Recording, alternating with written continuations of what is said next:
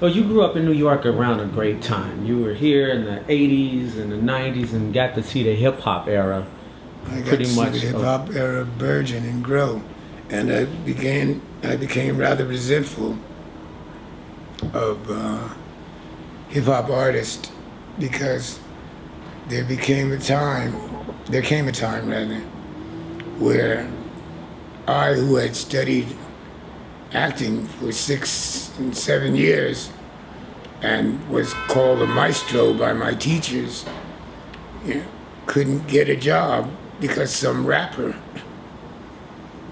had gotten the gig, and it just was out of control. And I grew to be sort of resentful of hip hop artists in general because they were beginning to permeate my milieu, if you will.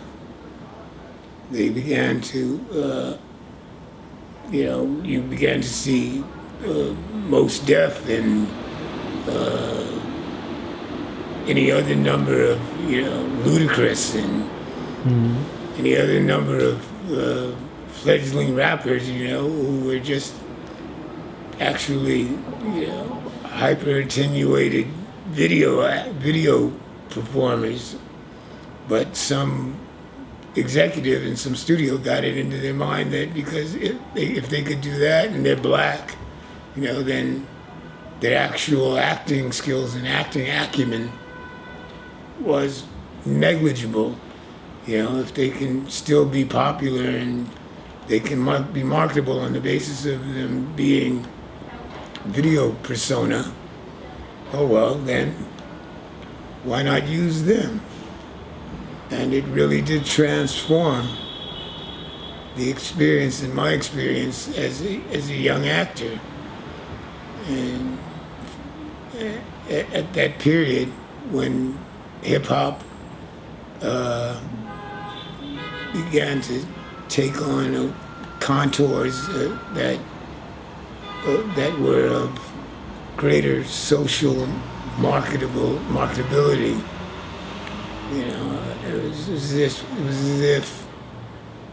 It was as if all of those years of training that you'd done were just negligible.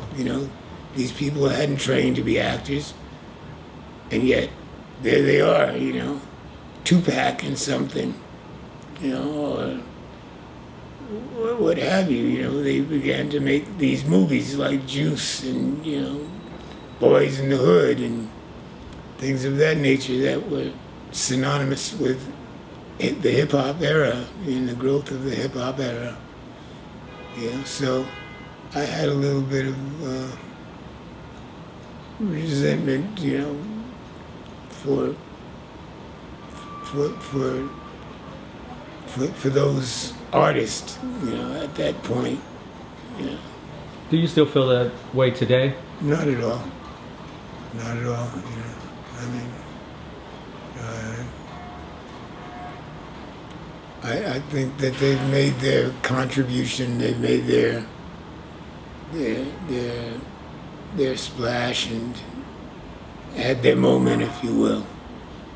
And as the more mature I grow, the more negligible the presence of those types of individuals in terms of what I do, has any bearing on anything. Has very little bearing on anything, actually.